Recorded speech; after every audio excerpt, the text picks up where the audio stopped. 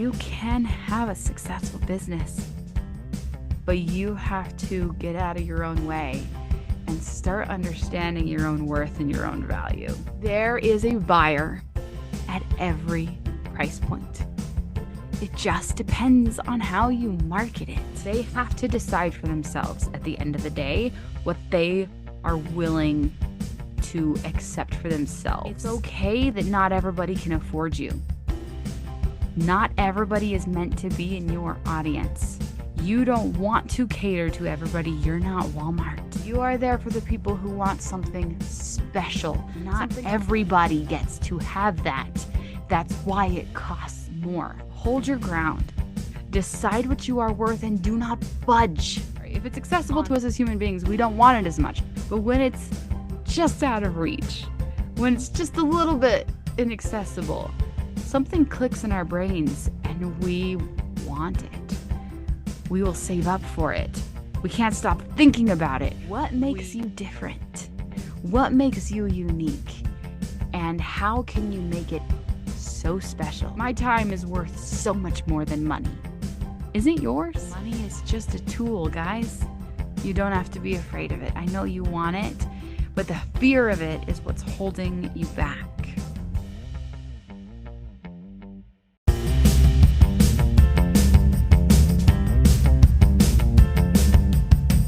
Get ready to love everything I am. All I want to be and understand. 'Cause I won't dim my light for no one.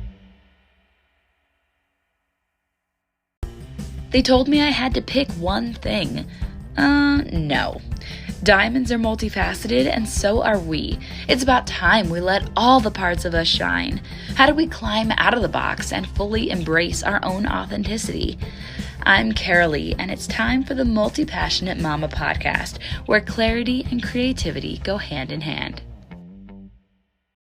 Hey everyone, welcome back to the Multi-Passionate Mama podcast. Today I have a very special episode for you. I had something crazy happen and I wanted to do an entire episode as a response to this scenario. So that is what today's episode is going to be about. It's going to be about this Facebook post and this baking scenario, and I'm excited to share this business insider information with you that I think is going to really help if you are starting a business, if you are thinking about becoming an entrepreneur. So I hope that everyone's having an amazing day. I wish that I had been able to put this out a little sooner because this happened probably a week and a half ago, but I have actually been recovering from a concussion, which was really crazy. And so here I am. Life is insane, and I'm getting to this about as soon as my brain would allow for it. So here we go.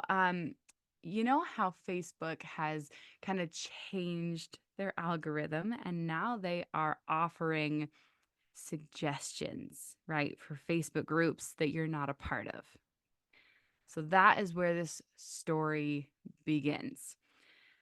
I was scrolling Facebook, which I will say I don't do very often, but every so often I do feel led to scroll Facebook. And I always find that when I do that, I end up exactly where I'm meant to be.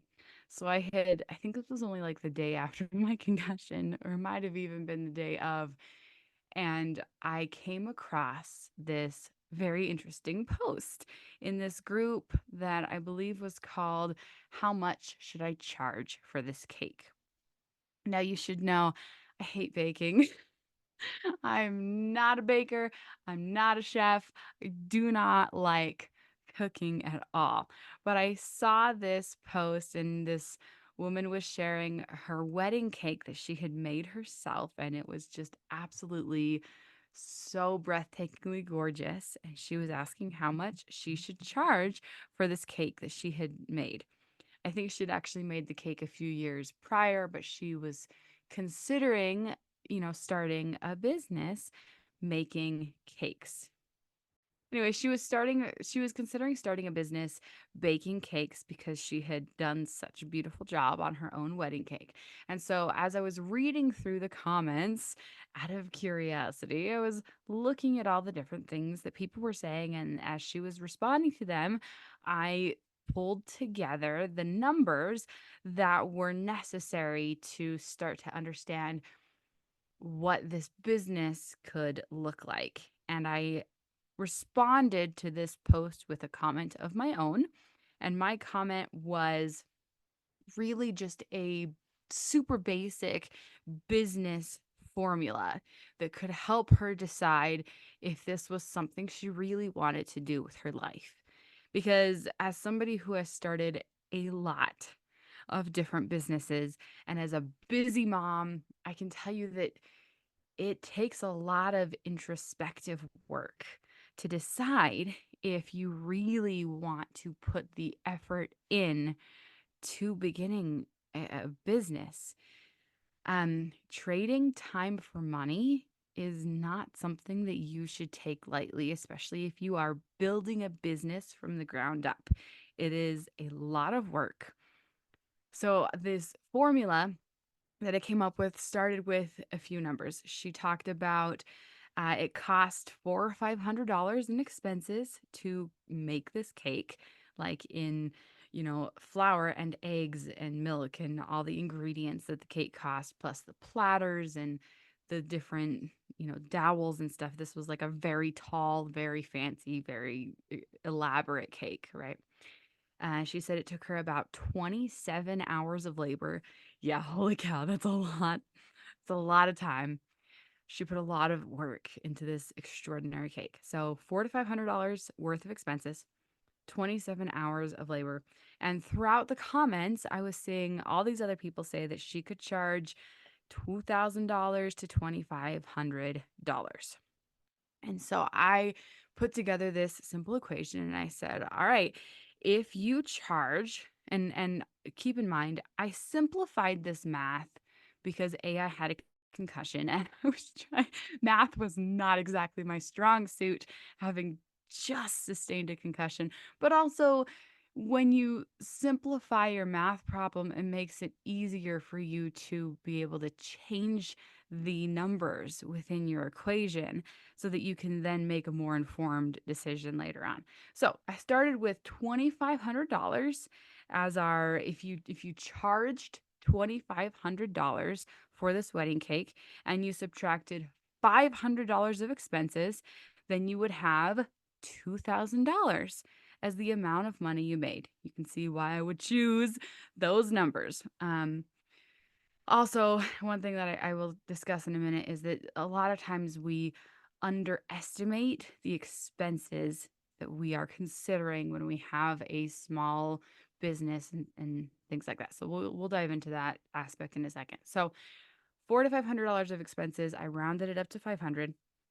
$2,000 to $2,500 to charge for this cake. We often underestimate what our creations are worth. So I went with $2,500 to charge for the cake minus $500 of expenses equals $2,000 of profit for the cake. And then you divide the $25,000 of profit by the 27 hours of labor, and that equaled $74 an hour.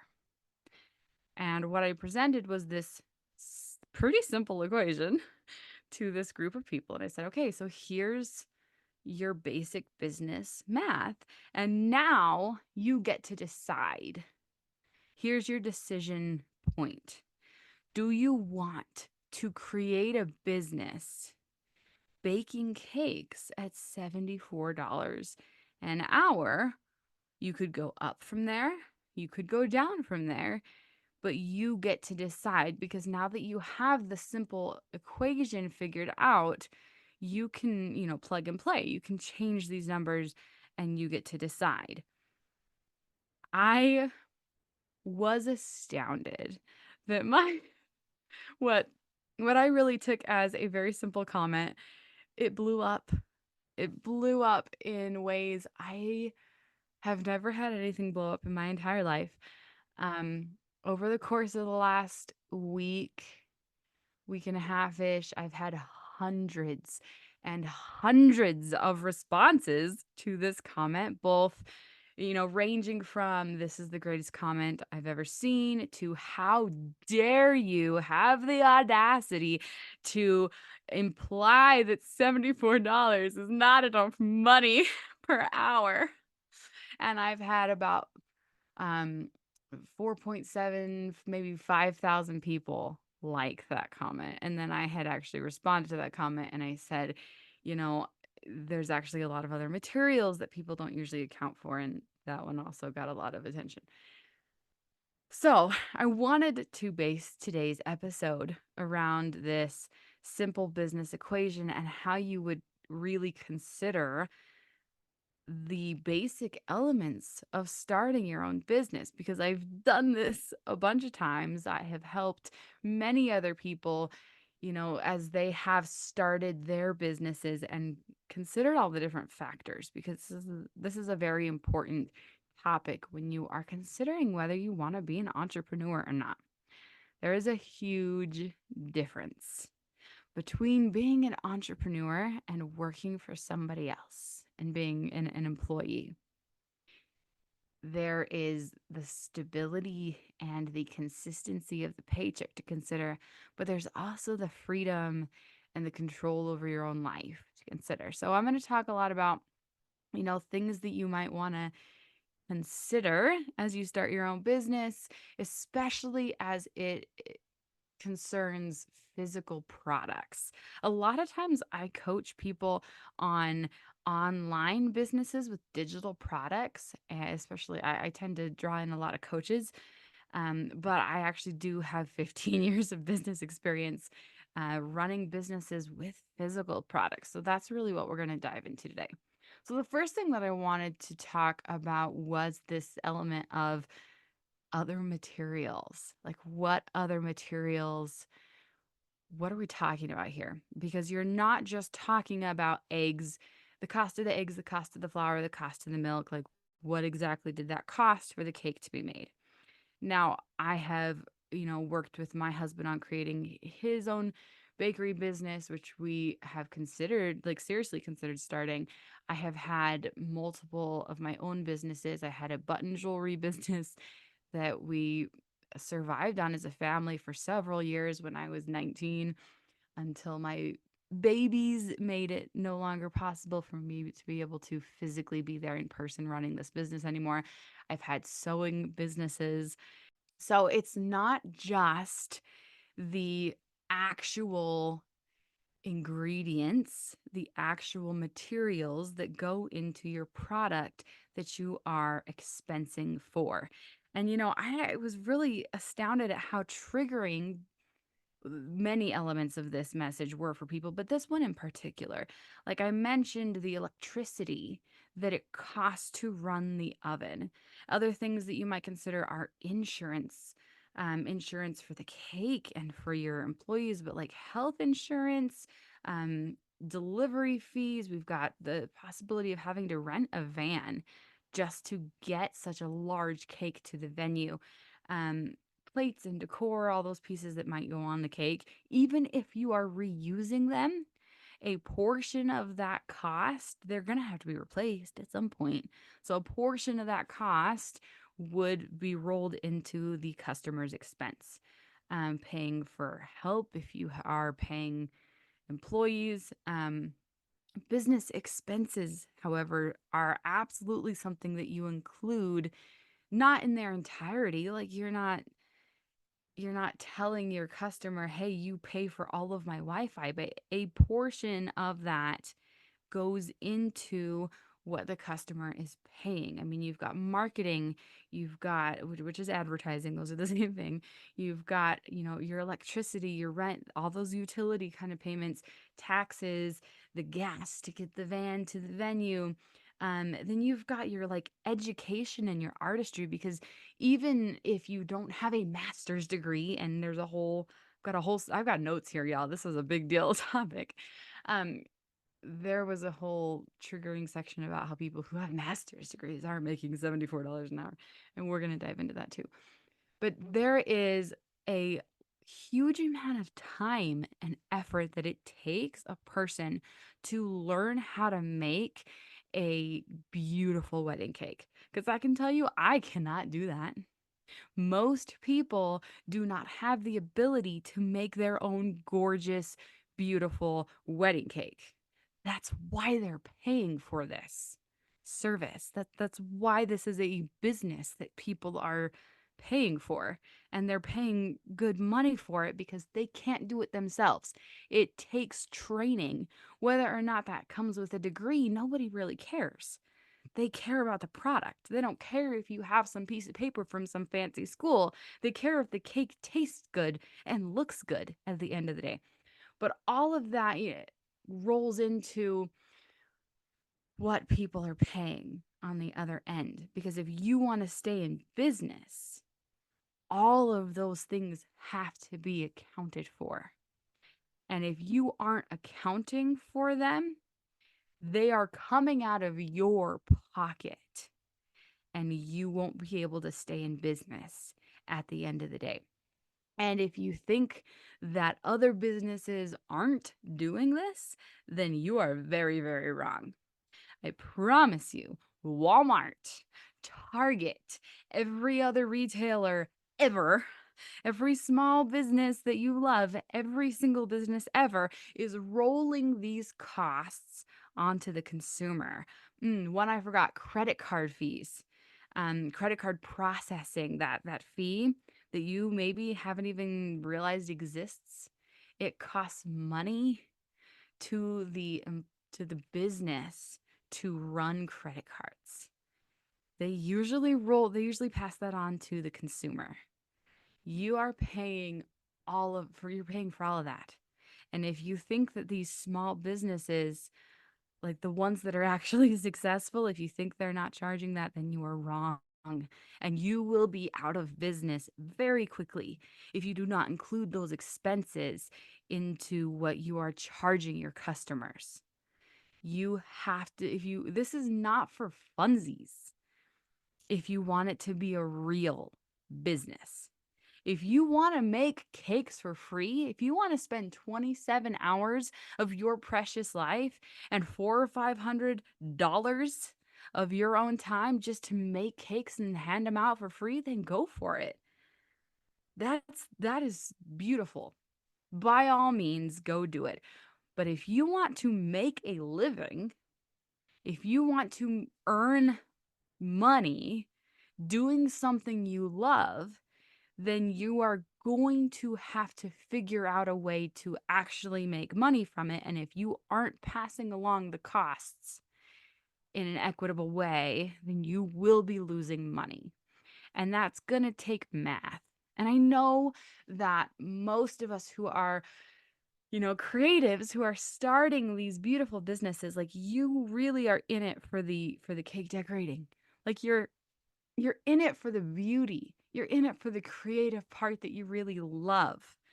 But if you don't have an understanding of the math behind it, you won't have a business for very long. You have to have an understanding of what it actually costs to rent out your kitchen, what it costs to rent a van. And yeah, it's not going to be that you're not going to be charging one customer that whole thing. It's going to be divided up. And perhaps it will vary from month to month. And at some points, it'll be better than others. But you have to have an understanding of all of those financial aspects. There is a reason that when you have a business, like a small entrepreneurial business out of your home, it is a tax write-off if you have a home office. Did you know that? It's a tax write-off if you're using Wi-Fi from your own home to run your own business. If you're using an office from your home for your personal business and you're making money from that business, it's a tax write-off. There's a reason for that. So we'll be done. with my rent on the money part. It's important. I know it's not fun, but that is why people are hiring people to do their budget and their banking and all of the books, right? There are people who do this for you if you want. So, the next thing I want to talk about is this idea of market price and comparing what you want to charge to other people on the market. This was a piece that came up over and over and over again, where it was like, well, nobody in my area will pay $2,500 for a wedding cake. No, you are wrong. Sorry.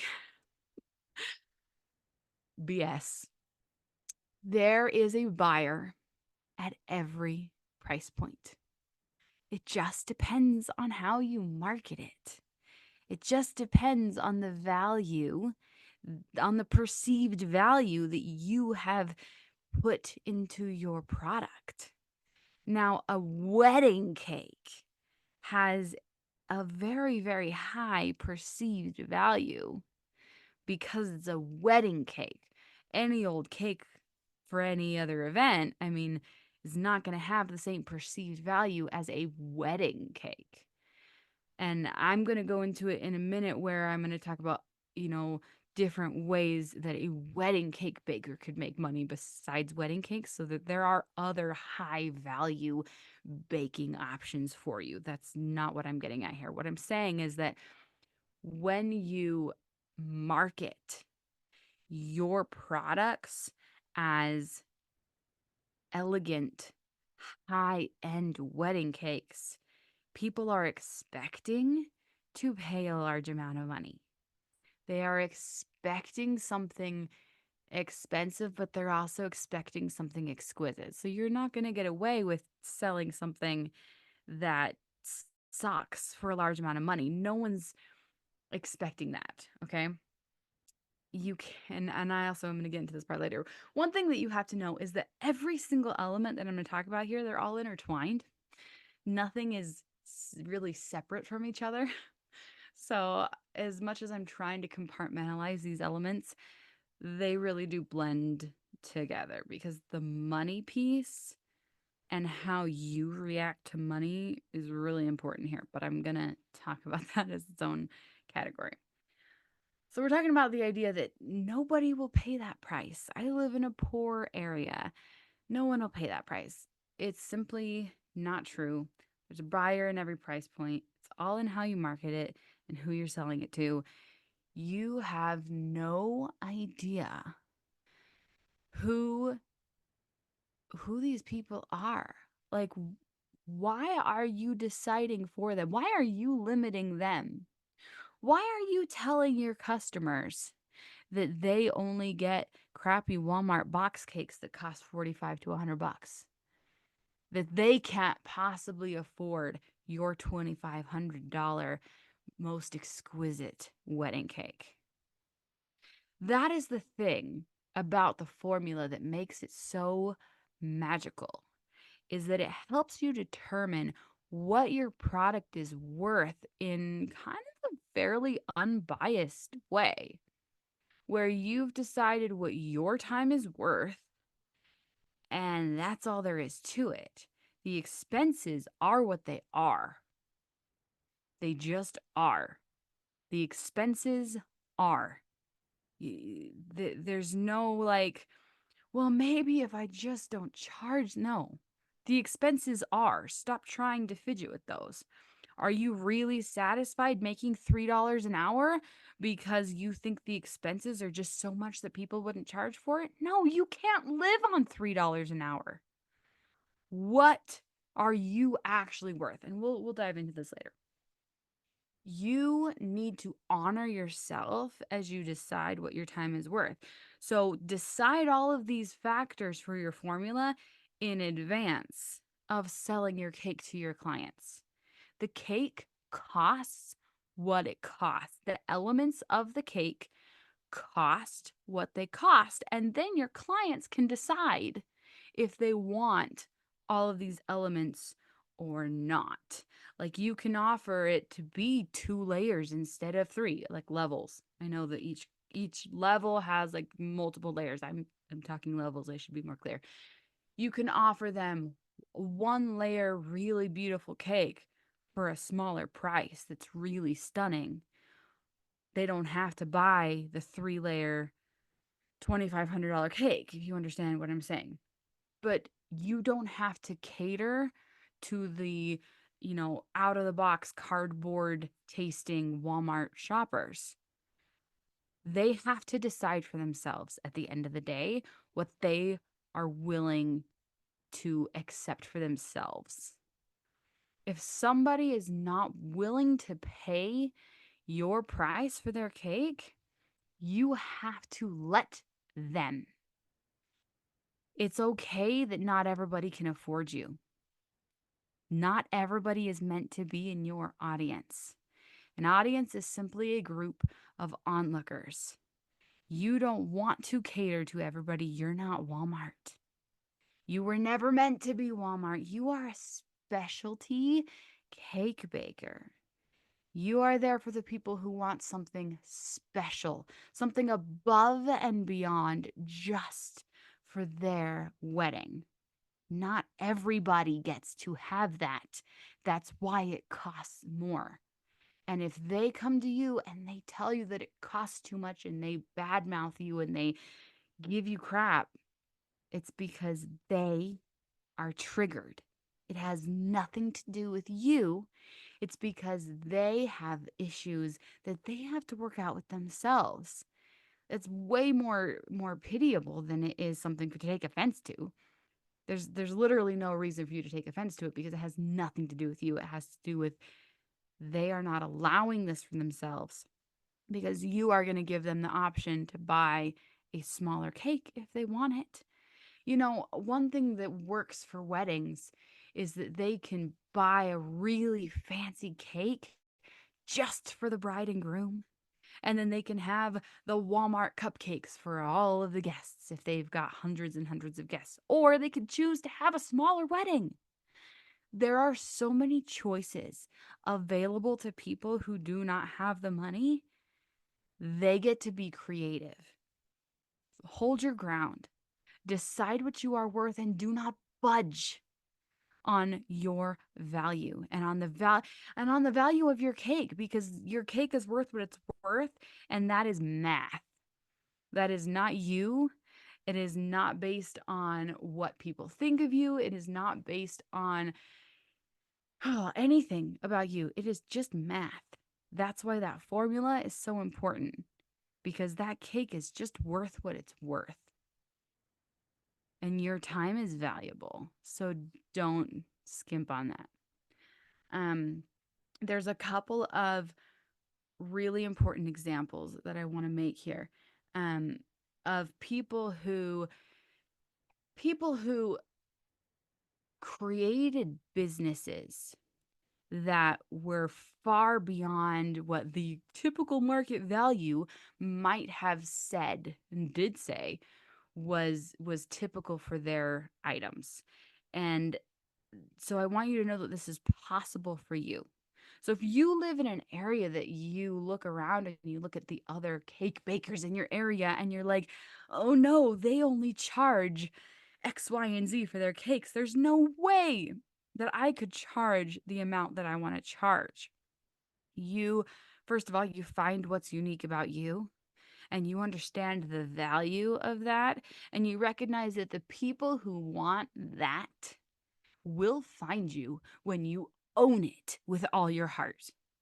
But here are just a couple of examples of people who have done exactly that when the market value did not support it. So the first example is Candace Nelson, who opened Sprinkles Cupcakes, which she sold that company. I don't have the number next to me. It was at least she sold her company for millions. It might have been billions. Her company just like exploded. She was one of the first people to have, she might have been the first. She had a cupcake bakery in LA when everybody was on like Atkins and healthy diets. And she sold fancy cupcakes for an exorbitant amount of money. And her company blew up. Why? Because people want to treat themselves. People want to feel like they deserve something fancy every once in a while. People want to feel like they deserve to treat themselves. And what a hell of a concept. You deserve something incredible. Come get it. Yeah, it's expensive. That's the most expensive freaking cupcake you're ever going to find because at the time, cupcakes were available at Walmart for 75 cents. And she was selling them for like 10 times that price. But she figured it out. So go look her up. She probably has a podcast. I know she's got books out, multiple books that tell you how she built her business. I don't know what her books are called off the top of my head, but her name is Candace Nelson, and her company was called Sprinkles Cupcakes, and it's still around. She sold it though, so that she could go do amazing other things. The other one I wanted to talk about, and I do not know the woman's name. I'm really, really sorry. She sold inner child dolls. So this is somebody who is a seamstress. She might have been a crocheter. I'm not even sure if they were crocheted or sewed. But she had all these different products that she made. And I heard about her through Kathy Heller. So if you don't listen to Kathy Heller's podcast, you should listen to hers because she's incredible and she interviews people like them. That's who I heard about both of these from, who have taken these incredible ideas and just ran with them. This woman made all these incredible things, but they weren't selling because it's actually really hard to sew and hand make items and get them to sell well. And I'll talk about that in a minute. And so what she did with the help of Kathy Heller was she had this idea. Well, she was already making these inner child dolls, but when she really latched on to this idea and made them special, she 10 times her price on these inner child dolls. And she started writing intuitive poems to go with them.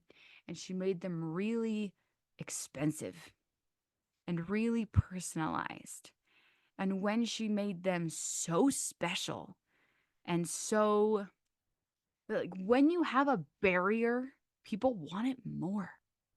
Have you ever noticed that? When something is, I was just having this conversation because my son wanted an e-bike and my husband was like, no way, you cannot have an e-bike, you will die. And I was like, do not tell him he cannot have an e-bike because then he will want it more than anything in the whole world. And if you tell him, yeah, whatever, then he won't want it as much because that's how the human brain works. If you allow it as an option, if it is reasonable, if it is accessible to us as human beings, then we want it. Or I'm sorry, if it's accessible to us as human beings, we don't want it as much because, oh yeah, it's available. Like things at Walmart, it's like, oh yeah, I can go get that anytime I want. But when it's just out of reach, when it's just a little bit inaccessible, something clicks in our brains and we want it. We will save up for it. We can't stop thinking about it. We need it. So that is what she did with these inner child dolls. She skyrocketed the price. She made these dolls like $110. And her business exploded. She had to start hiring people to make these dolls for her because she could not keep up with demand. And that is something you should at least consider when it comes to your business. What makes you different? What makes you unique? And how can you make it so special that it's almost unattainable? What can you do to make it so that people crave it, that they want it, so that it's elegant and fancy and desirable? All right. I want to talk about consistency next because this whole idea of well, if you're going to be, a full-time baker and you're going to be getting $74 an hour, this idea came up in the comments, was that you're not going to be getting that full-time hours, so you probably should have another job anyways, and you're gonna have to charge $74 an hour because you're not gonna be able to get that for full-time hours. So my thought here is that that is a mindset. That is a limiting belief, and you should kick that to the curb because you don't need it. It's all about marketing. It really is. You can have a successful business, but you have to get out of your own way and start understanding your own worth and your own value. So I promised to come back to this, so here I am again.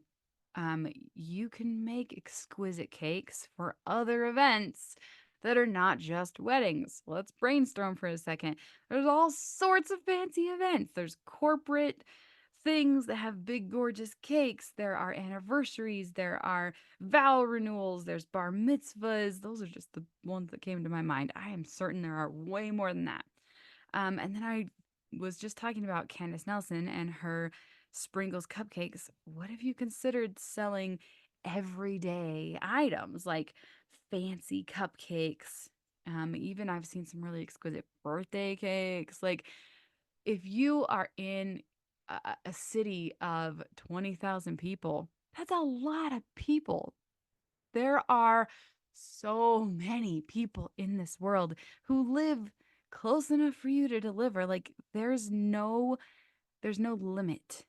Okay? There's even if you are in a town with tons of other bakers, there are plenty of customers to go around, and you have to get rid of this mindset that there is a limited number of customers for you. All right? You have to mindset and the belief work and the inner work, it is such a massive part of being an entrepreneur. You have to know that there is room for you to succeed and for them to succeed. You are not hurting anyone else by making any money, by making lots of money, by making so much money, more money than you could ever dream of. You're not going to make their business go out of business. You're not going to hurt anybody by making crap tons of money. Okay? You're actually only going to help. And let's dive into this for a minute. Let's see. I'm sorry. I have so many pages of notes here. There was this comment of like, I can even see if I can even find it.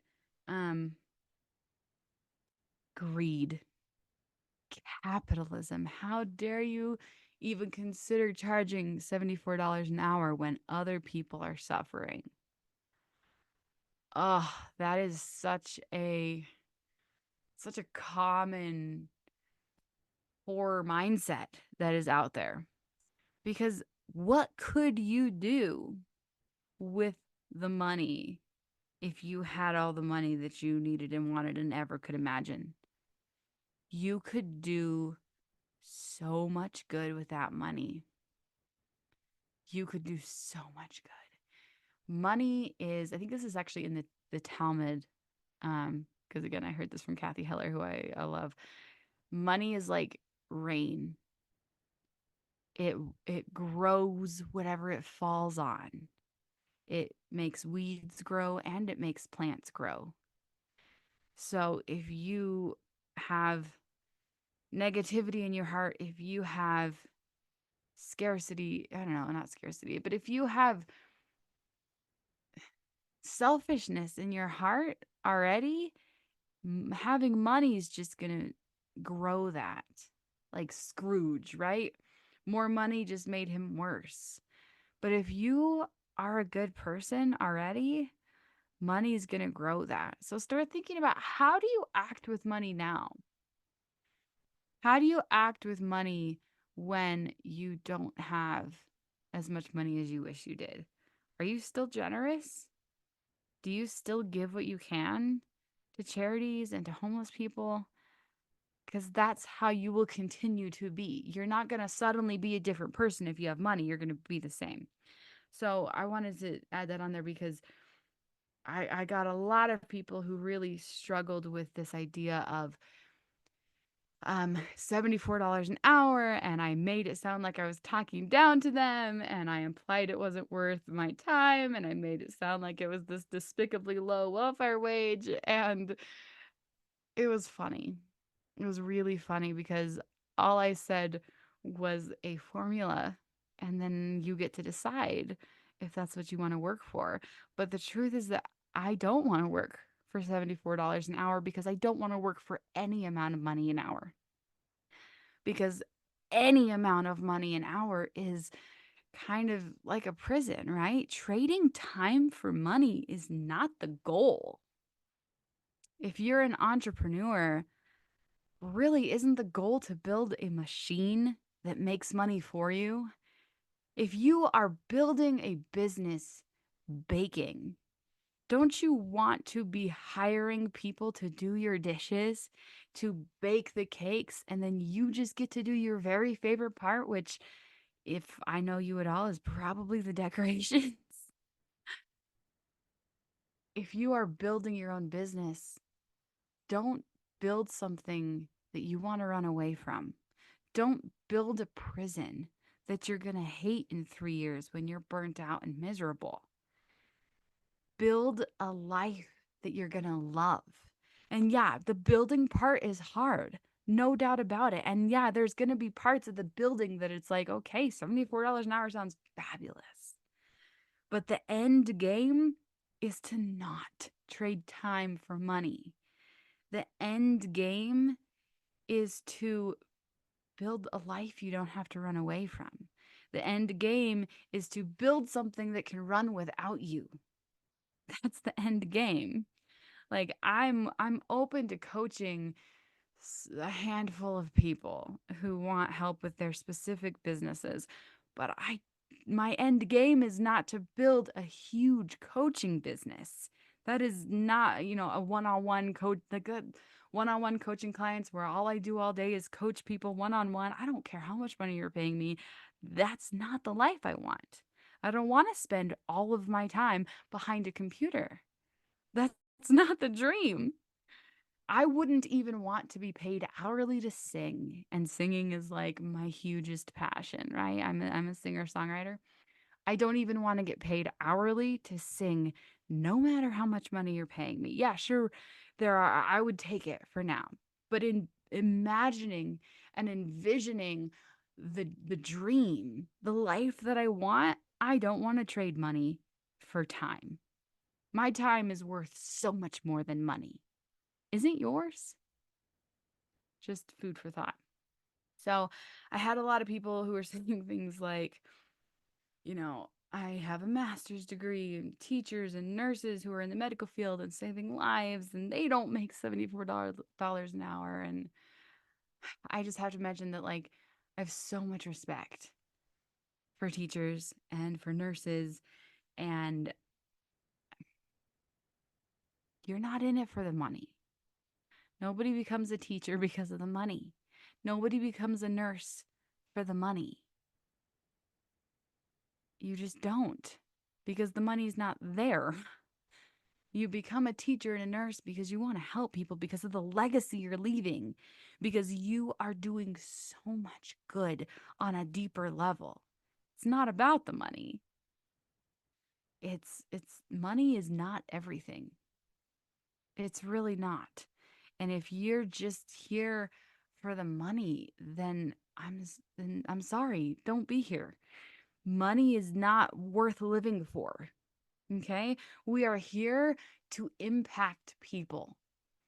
We're here to make a difference to the people in this world, to help you understand your worth and your innate value. It's not about the money.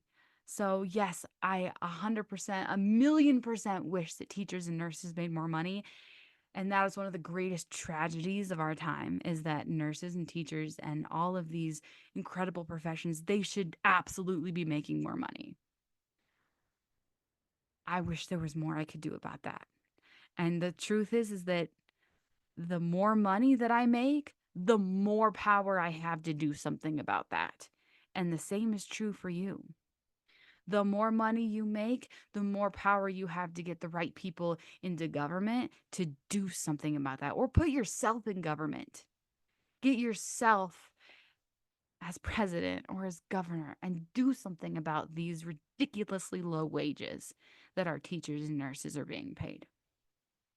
So I wanted to say a few more things before we wrap up. Somebody talked about the passion tax. Because you love it, you should get paid less, right? No, that is like such bull. Absolutely not. You should not get paid less because you love it. I don't know if you've ever done something that you loved for long enough that you hate it, but that's a real thing. So, no, passion tax. That is absolute baloney. When you have spent so many years of your life studying how to do something well, which is what it requires to become really good at baking cakes. It's also what it requires to become a skilled musician, which is one of the things that I do professionally. You deserve to be compensated for that. End of story.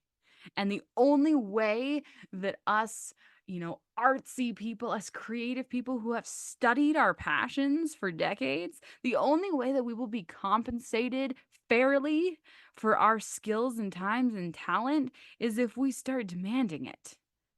If we stop giving it away for free. So that's on us to start setting the bar higher than we have been doing. Somebody asked me about, if you're just new to the business, should you start pricing low or should you, start off at market value? And my answer was that when you're first starting off, what you really, really want to get is reviews. This interesting thing happened where I was driving my husband back to work or something, and he was like, "Oh, I saw that massage place over there, and I wanted to go there." But I looked them up online and they didn't have any reviews. So they looked really sketchy. And I thought maybe I shouldn't go there. And I said to him, "They're not sketchy, they're just new." But the idea here is that if you don't have reviews, you look new, you look sketchy, you look like you don't know what you're doing. So it's not about the pricing, it's about getting reviews. Okay. And also, if you undervalue your services, then that also looks sketchy. But what you should actually do is you should start by offering your service for free or discounted a couple of times. Just like a little bit. Just not a lot, not publicly, just like to a few friends, and get some really good reviews that you can start putting on your website or on your social media page, right?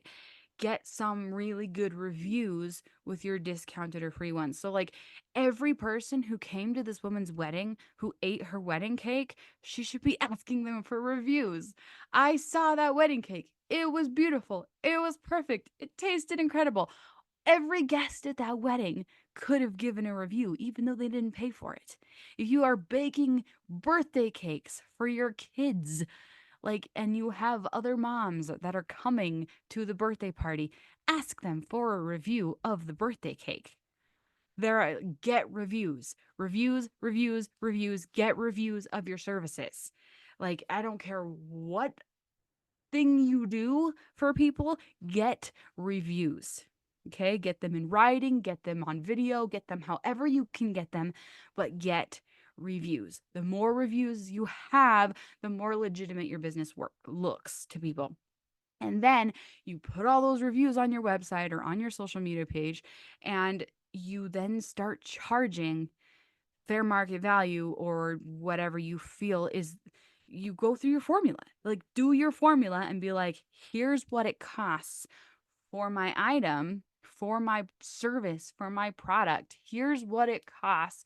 Start selling it. Now you can have promotions and you can have other things, like I'll throw in some free cupcakes or I'll throw in some, but be really careful with how you do discounts, because you do not want to give the impression that your service, that what you do for people is worth any less. All right. You have a valuable service to offer the world, and they need to get that impression right off the bat. Because if you start raising your prices, they might get mad. And then the next question is like, when do you start raising prices? You start raising prices when you are full to capacity and you are ready to let some people go. So and then the option there is you can either expand and you can hire people so that you have a greater capacity to fill the client base that you have, which works for some industries and doesn't work for others. So like if you're a baker, you can hire people to do the baking if you have the capacity to train them and if you have a kitchen, and if you have the capacity, you can expand by uh, hiring people. If you're a one-on-one coach, you can't really expand that way, but you can increase your prices, which means that some people will naturally drop off. And that's kind of how that works. So hopefully that answers that question.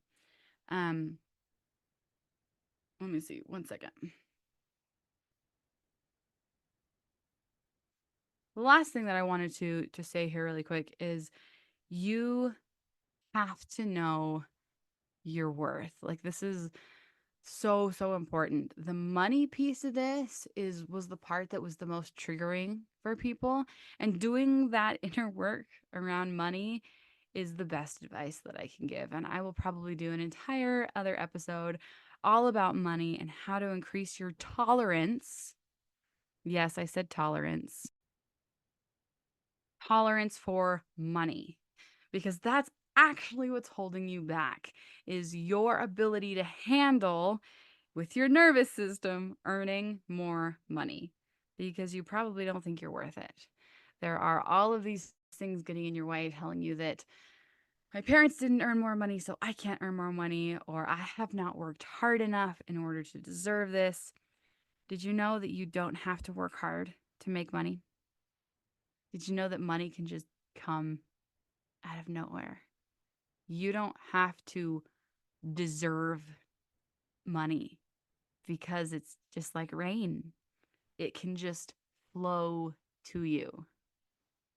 You deserve money as much as you deserve air, as much as you deserve water and rain. You just have to allow it in. But the problem is that you're so used to telling yourself and being told that you have to earn it, you have to struggle for it, you have to hustle for it, that your body cringes at the mere idea of making $74 an hour.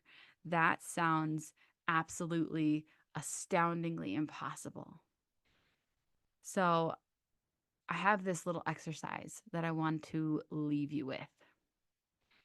I want you to write yourself a check, a pretend check. Go get a little piece of paper, a blank piece of paper. Get a blank piece of paper and just draw yourself out a check. And I want you to write $1 million on that check. $1 million.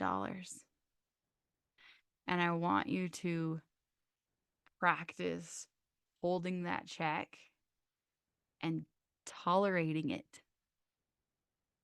You have to practice tolerating it. And now if $1 million is just like it, if you are really doing this and really embodying this idea of like having $1 million, it's probably going to be scary. It's probably going to, it might make you have a panic attack. It might make you breathe really heavy. It's probably actually going to change your breathing and your body, and you're going to have like a visceral physical reaction. You don't have to do 1 million. You could do 1,000. You could do 10,000. You could do 100,000. I don't care what the amount is. But I want you to notice how your body responds to that amount of money. And one thing you could do with it is you could start with 1,000 and you could add another zero and breathe and see how that feels. You could add another zero and breathe and see how that feels. And once you've done that for a hot second, I want you to try this one. I actually have a second one for you. Take that cake, the best cake. The best cake you've ever made, or the best service that you've ever offered. All right. And I want you to think about what you charge for it now, or go through your formula and think about what you would charge for it. Okay. And I want you to write a check with that number on it and just hold it and breathe.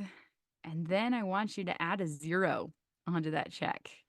And I want you to notice how that changes your breathing and the tightness in your chest and the way that your body just responds to the numbers on that check. And if you don't get a response, add another 0 and see what that does. Because we have physical reactions to money.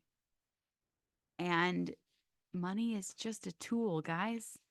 Have you ever noticed how money flows into your bank account and then it flows right back out again? And then it comes back in and it flows right back out again. It is a currency. It is a current, like water. It flows in and it flows back out. And you don't have to be afraid of it. You don't have to be afraid of it. I know you want it, but the fear of it is what's holding you back.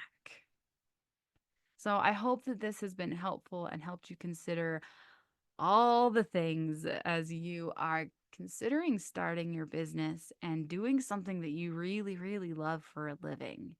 Because it's about time, right? It's about time that we did more of the things that we really, really love.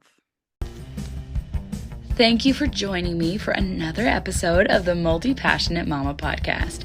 I know that we can never be told too many times how amazing we are, so in case you haven't been told today, you are a freaking rock star. When you let yourself shine, you allow other people to take off their filters and shine brightly too.